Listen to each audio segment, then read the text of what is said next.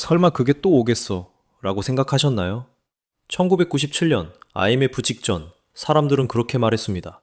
그리고 지금 그때와 똑같은 숫자들이 다시 나타나고 있습니다. 숫자로 보면요. 1997년 IMF 직전 환율은 890원이었습니다. 그해 12월 1960원이 됐습니다. 그리고 지금 원달러 환율은 1,500원을 넘어 17년 만에 최저를 찍었습니다. 가계부채는 OECD 평균의 1.4배, 청년 취업자는 21개월 연속 감소 중입니다. 자, 여기서 핵심입니다. 이 숫자들이 우연의 일치인지 아니면 역사가 반복되는 신호인지 오늘 1997년과 2026년을 나란히 놓고 직접 비교해 드리겠습니다. 환율은 나라의 체온입니다. 사람도 열이 오르면 몸에 이상이 생긴 거잖아요. 나라도 마찬가지입니다. 환율이 오른다는 건 우리나라 돈의 가치가 떨어지고 있다는 뜻입니다. 1997년을 보겠습니다. 그해 초 원달러 환율은 890원이었습니다. 평범한 체온이었죠. 그런데 12월이 되자 1960원까지 치솟아 샀습니다. 원화 가치가 반토막 난 겁니다. 이게 바로 IMF 외환 위기의 시작이었습니다. 숫자로 보면요. 2026년 3월 24일 기준 원달러 환율은 1,498원입니다. 장중에 1,500원을 돌파했습니다. 2009년 이후 17년 만에 가장 낮은 원화 가치입니다. 2025년 연간 평균 환율도 1,422원으로 1998년 외환 위기 이후 최고치를 기록했습니다. 한 달 사이 원화 가치는 5% 넘게 빠졌고 외국인 투자자들은 1.8조 원을 빼갔습니다. 자, 여기서 핵심입니다. 물론 다른 점도 있습니다. 1997년 나라의 비상금은 바닥이 났습니다. 외환 보유액이 20억 달러까지 쪼그라들었죠. 지금은 4,276억 달러입니다. 그때와는 비교가 안 될 만큼 두텁습니다. 하지만 배경이 닮았습니다. 지금 환율이 뛰는 이유를 보면요. 미국과 이란 사이 지정학 리스크가 커지면서 안전자산인 달러로 돈이 몰리고 있습니다. 달러가 강해지면 원화는 약해집니다. 여기에 한국은 에너지와 식량을 전량 수입에 의존합니다. 하루 수입액만 약 17억 달러입니다. 달러가 비싸질수록 수입 부담이 눈덩이처럼 드러납니다. 지정학 리스크가 커지고 외국인 자금이 빠져나가는 흐름. 1997년에도 이렇게 시작됐습니다. 체온이 조금씩 오르다가 어느 순간 고열로 쓰러진 겁니다. 그런데 환율 하나만 비슷하다면 그냥 우연이라고 할 수 있습니다. 두 번째 단서를 보시면 생각이 달라지실 겁니다. 1997년 외환 위기 하면 떠오르는 장면이 있습니다. 재벌 기업들이 줄줄이 쓰러지던 그 장면. 당시 대기업들의 부채 비율은 400%에서 600%까지 치솟아 있었습니다. 1998년 1월 한 달에만 기업 3,300개가 문을 닫았습니다. 기업이 빌린 돈을 못 갚으면서 나라 경제가 통째로 무너진 겁니다. 자, 여기서 핵심입니다. 그때는 기업이 빚의 주인공이었습니다. 그런데 지금은 그 주인공이 바뀌었습니다. 바로 우리입니다. 숫자로 보면요. 지금 한국의 GDP 대비 가계부채 비율은 90.3%입니다. OECD 평균이 65%니까 1.4배나 높은 수준입니다. 이게 세계에서 두 번째로 높은 순위입니다. 여기서 전세 보증금까지 포함하면 156.8%까지 올라갑니다. OECD 1위입니다. 내가 짊어진 짐의 무게가 세계에서 가장 무거운 겁니다. 이걸 더 쉽게 풀면 이렇습니다. 가처분 소득 대비 가계부채 비율이 303.7%입니다. 내가 1년 동안 쓸 수 있는 돈의 3배를 빚으로 지고 있다는 뜻입니다. 이게 왜 무서운지 한 가지 사례를 들어보겠습니다. 금리가 2%에서 6%로 올랐을 때 3억 원 대출자는 월 이자가 50만 원에서 150만 원이 됩니다. 월급은 그대로인데 이자만 3배가 되는 겁니다. 취미가 아니라 짐이 됩니다. 등줄기에 식은땀이 나는 숫자입니다. 그리고 지금 금융 현장에서는 이미 경고등이 켜져 있습니다. 저축은행 PF 대출 연체율이 9.8%까지 올라갔습니다. 돈을 빌려간 사람 10명 중 1명이 이자를 못 내고 있다는 겁니다. 1997년 기업이 짊어지던 부채를 이제 내가 짊어지고 있습니다. 빚의 주체는 기업에서 개인으로 바뀌었는데 빚의 규모는 오히려 더 커졌습니다. 빚 구조가 닮았다면 그 빚이 터질 때 가장 먼저 희생되는 건 누구일까요? 세 번째 단서가 답을 줍니다.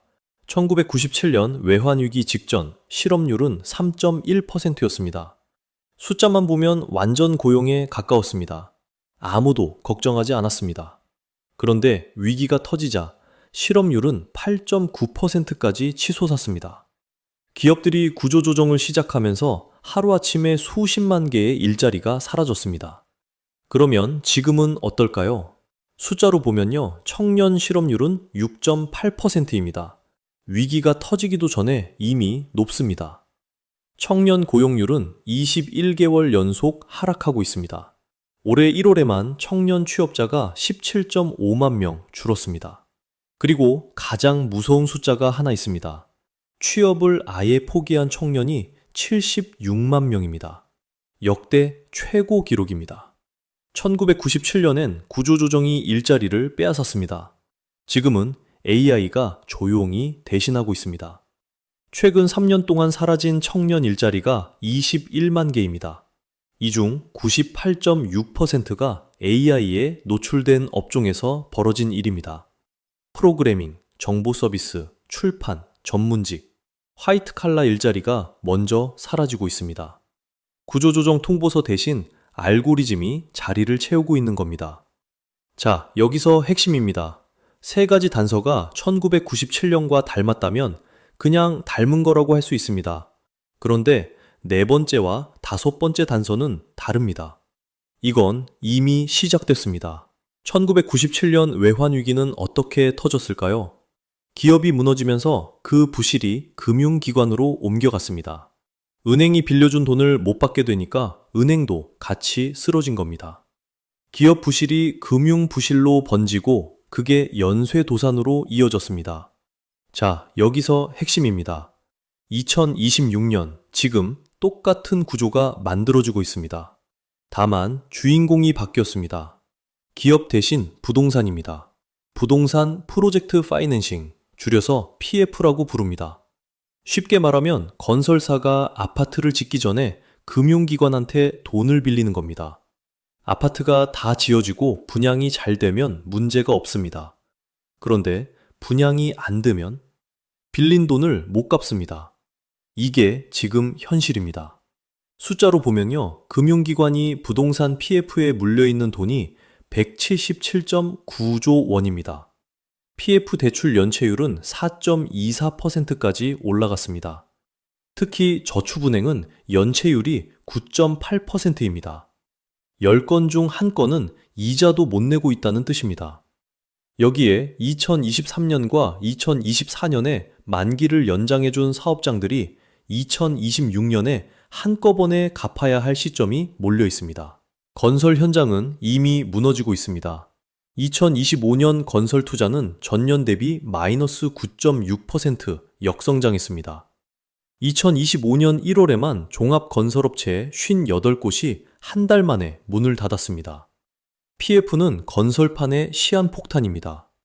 1997년 기업 부채가 금융을 무너뜨렸듯이 부동산 PF 부실은 중소금융기관부터 흔들 수 있습니다. 그리고 이건 앞으로 올 이야기가 아닙니다. 이미 시작된 이야기입니다.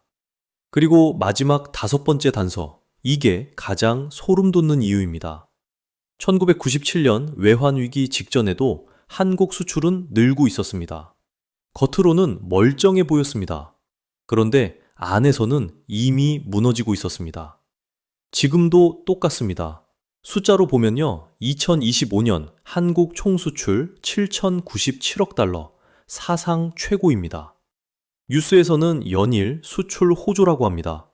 그런데 이 수출의 24.7%가 반도체 하나입니다. 삼성과 하이닉스가 잘 파는 겁니다. 내 월급이 오른 게 아닙니다. 자, 여기서 핵심입니다. 2026년 민간 소비 증가율은 1.6%입니다. 경제가 성장한다는데 실제로 내 지갑에서 나가는 돈은 거의 늘지 않았다는 뜻입니다. 동네 칼국수집 한 그릇 가격은 5년 새 34.7% 올랐습니다. 일자리는 60대 어르신이 채우고 20대, 30대는 빠지고 있습니다. 수출 사상 최고라는 숫자 뒤에서 내 생활은 쪼그라들고 있었습니다. 1997년에도 겉은 괜찮아 보였습니다. 그게 가장 무서운 겁니다. 정리하겠습니다. 환율 1997년 890원에서 시작해 1960원으로 무너졌습니다. 지금은 1,500원을 넘었습니다. 부채 그때는 기업이 빚더미에 앉았고 지금은 가계가 GDP의 90%를 짊어지고 있습니다. 일자리 그때는 구조조정이 사람을 잘랐고 지금은 AI가 조용히 자리를 비우게 하고 있습니다. 부동산 177조 원짜리 시한폭탄이 올해 만기를 맞습니다. 그리고 수출 겉으로는 사상 최고인데 내 지갑은 텅 비어 있습니다. 5가지 단서가 1997년과 닮았습니다. 다만 한 가지는 다릅니다. 1997년 그때 사람들은 몰랐습니다. 위기가 오는지조차 몰랐습니다. 하지만 지금 이 영상을 보고 있는 당신은 알고 있습니다. 자, 여기서 핵심입니다. 아는 것과 준비하는 것은 다릅니다. 지금 당장 3가지만 점검하십시오. 첫째, 내 자산에서 달러 비중이 얼마나 되는지 확인하십시오. 전체 자산의 10에서 20%는 달러로 갖고 있어야 환율 충격을 버틸 수 있습니다. 둘째, 변동금리 대출을 쓰고 있다면 고정금리 전환을 검토하십시오. 금리가 오르면 이자가 3배로 뛸 수 있습니다. 셋째, 현금 비중을 최소 생활비 6개월치 이상 확보하십시오. 위기는 현금 없는 사람부터 쓰러뜨립니다. 1997년 그때 미리 알았더라면 달랐을까요? 적어도 지금 이 영상을 보신 분들은 다를 수 있습니다.